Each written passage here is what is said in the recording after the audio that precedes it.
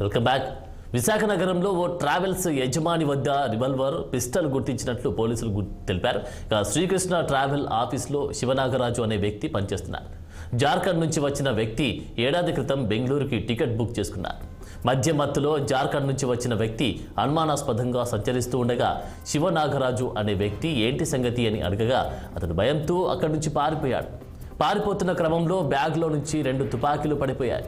పడిపోయిన తుపాకులను శివనాగరాజు తన వద్దే పెట్టుకున్నారు. ఏడాది నుంచి శివనాగరాజు వద్దనే గన్స్ తన వద్దే ఉంచుకొని సంచరిస్తూ ఉండడంతో పోలీసులు కేసు నమోదు చేశారు.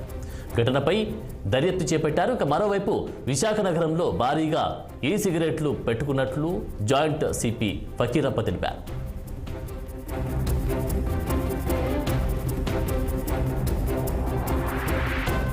ఇక ఇదే అంశానికి సంబంధించి తాజా అప్డేట్స్ మా ప్రతినిధి కన్నబాబు అందిస్తారు. కన్నబాబు. Good evening Anand. ఏదైతే నిన్న మొన్నటి వరకు కూడా విశాఖలో డ్రగ్స్ కలకలం రేపింది.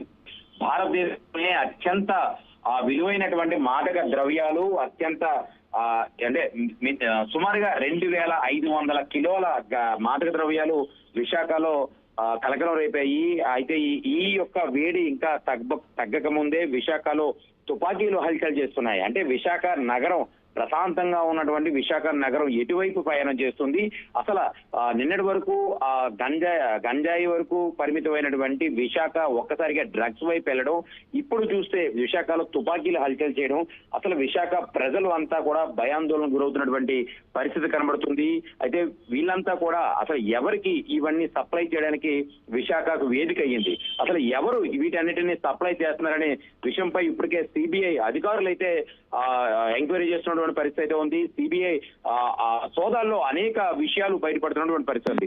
తాజాగా చూసుకుంటే ఎన్నికల వేళ విశాఖలో ఆయుధాల లభ్యం ఆందోళన కలిగిస్తుంది. విశాఖ సాగర్ తీరాన్ని ఇప్పటికే బ్రెజిల్ నుంచి వచ్చినటువంటి డ్రగ్స్ కలకలం రేపుతుంటే, మరోవైపు ఈ 2 తుపాకీలకు సంబంధించినటువంటి మరొక ఆందోళన నెట్టివేస్తున్నటువంటి పరిస్థితి కనబడుతుంది. ఇప్పటికే విశాఖలో నిత్యం ఎక్కడో చోట గంజాయి ఆనవాళ్లతో పాటు కూడా 2 చోట్ల నిషేధించారు. ఎలక్ట్రికల్ సిగరెట్లు కూడా లభ్యమైనటువంటి నగరవాసులను బంబేలెత్తుతున్నటువంటి పరిస్థితి కనబడుతుంది.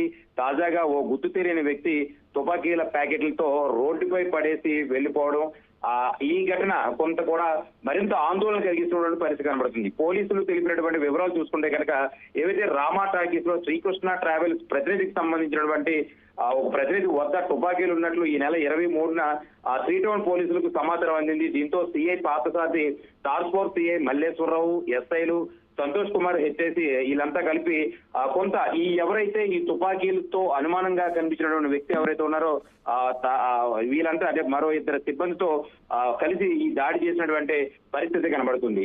అంటే అసలు ఎవరు వీళ్ళకి టార్గెట్ ఎవరు? విశాఖలో ఉన్నటువంటి యువత, అంటే కాలేజ్ యువతని వీళ్ళంతా టార్గెట్ చేసుకొని ఏదైనా క్రైమ్ చేయడానికి వీళ్ళంతా ప్లాన్ చేస్తున్నారా, లేదా మరే ఇతర కారణాలు ఏమన్నా ఉన్నాయా అనే విషయంపై అయితే పోలీసులు అయితే కొంత క్షుణ్ణంగా పరిశీలన అలాగే కొంత వేగవంతమైనటువంటి విచారణ అయితే చేస్తున్నటువంటి పరిస్థితి అయితే ఉంది. అయితే విశాఖ వేదికగా తీసుకొని రానున్న ఎన్నికల్లో ఏదైనా భారీ ఎత్తున ఏదైనా ప్రమాదం సృష్టించే అవకాశం ఉందా? అసలు ఏం జరుగుతుంది విశాఖలో? ప్రశాంతంగా ఉన్నటువంటి విశాఖ నగరంలో ఏం జరగబోతుందనే విషయాన్ని కొంత స్థానికులు అయితే భయాందోళన గురవుతున్నటువంటి పరిస్థితి చాలా స్పష్టంగా కనబడుతుంది ఆనంద్.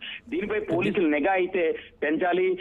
ఏదైతే ఈ క్రమేపీ అంటే రోజు రోజుకి పెరుగుతున్నటువంటి ఈ క్రైమ్ ఏదైతే ఉందో క్రైమ్ తగ్గుముఖం పట్టే విధంగా చర్యలు తీసుకోవాలంటూ కూడా కొంతమంది సీనియర్ నిపుణులు అయితే ఆందోళన వ్యక్తం చేస్తున్న పరిస్థితి కనబడుతుంది ఆనంద్. ఓకే కన్నబాబు, దీనికి సంబంధించి మరి ఇన్వెస్టిగేషన్ ఏ విధంగా కొనసాగుతోంది? అయితే ఈ ఒక గన్ కేసు విషయానికి సంబంధించే కాదు, ఇప్పటికే విశాఖలో ప్రతి అణువు కూడా అంటే ఈ పోర్ట్ ఏరియాలకు సంబంధించి కంటైనర్ల ద్వారా వస్తున్నటువంటి ప్రతి ఐటమ్ ని కూడా స్కానర్ ద్వారా కూడా చెక్ చేస్తున్నటువంటి పరిస్థితి ఉంది.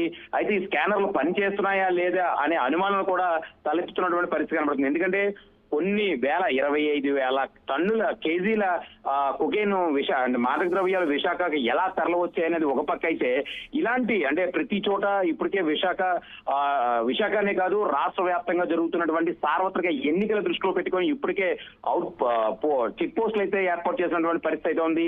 ఇటు ఒరిస్సా ప్రాంతం నుంచి అలాగే ఇటు తమిళనాడు ప్రాంతం నుంచి ఇటు తెలంగాణ ప్రాంతం నుంచి వస్తున్నటువంటి ప్రతి వెహికల్ ని కూడా చాలా క్షుణ్ణంగా పరిశీలిస్తున్నటువంటి పరిస్థితి అయితే ఉంది. అయితే ఇప్పటికే కొన్ని చోట్ల లక్షల కొలది కోట్ల కొలది డబ్బు కట్టలు బయటపడుతున్నటువంటి పరిస్థితి ఉంది. ఈ రోజు తాజాగా చూసుకుంటే ఈ యొక్క గన్లు అసలు ఎక్కడి నుంచి వస్తాయి ఏంటనే విషయంపై కొంత పోలీసులు అయితే క్షుణ్ణంగా విచారణ అయితే చేపడుతున్నారు. అసలు ఇవి ఎక్కడి నుంచి వచ్చాయి, ఎవరు తయారు చేశారు, ఎవరు పంపించారు, ఎవరినైనా అటెంప్ట్ చేయడానికి కోసం వచ్చాయా లేదా వేరే ఇతర కారణాలనే కోణాల్లో అయితే ఇప్పటికే పోలీసులు అయితే కొంత ఎంక్వైరీ చేస్తున్నట్టు అయితే మనకు కనబడుతుంది. అయితే తాజాగా చూసుకుంటే విశాఖలో రోజు రోజుకి అంటే ఒక పక్క డ్రగ్, మరో పక్క గంజాయి, మరో పక్క గన్స్ చూసుకుంటే కనుక ఈ కల్చర్ ఇటువైపు వెళ్తుంది. ప్రశాంతంగా ఉన్నటువంటి విశాఖలో ఇలాంటి కల్చర్, గన్ కల్చర్ కానీ లేదా ఈ డ్రగ్స్ కల్చర్ కానీ అలవాటు చేసేందుకు ఎవరు పెద్దలు, అంటే దీని వెనకాల ఎవరైనా పెద్దలు హస్తం ఉందా అనే విషయంపై అయితే కొంత లోతైన విచారణ అయితే ఇప్పటికే సిబిఐ కానీ ఇంటర్పోల్ సంబంధించినటువంటి కొంత కస్టమ్ అధికారులు కానీ అలాగే స్థానిక పోలీసులు సిపి కానీ లేదా ఇతర అధికారులు కానీ కొంత లోతైన విచారణ అయితే చేపడుతున్నారు. ఏది ఏమైనప్పటికీ కూడా విశాఖలో మళ్ళీ ఇలాంటి రిపీట్ కాకుండా చూసేందుకు అయితే పెద్ద ఎత్తున అన్ని రకాల కట్టుదిట్టమైనటువంటి ఏర్పాట్లు చేస్తున్నట్టు కనబడుతుంది. Anand, thank you Kannababu.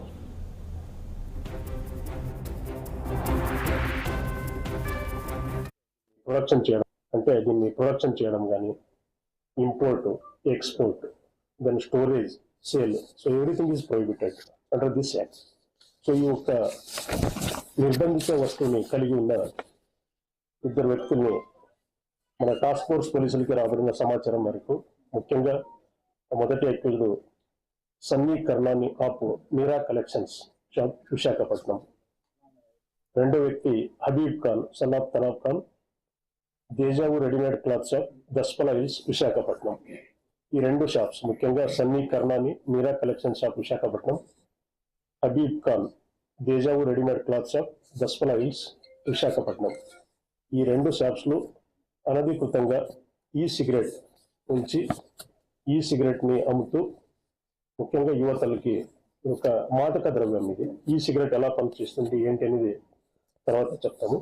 So ఇలాంటి నిషేధించబడిన వస్తువుని కలిగి ఉన్న ఇద్దరు వ్యక్తుల ద్వారా మనము స్వాధీనం చేసుకున్న మొత్తం ఈ సిగరెట్స్ 743 ఈ సిగరెట్స్ ఇప్పటికే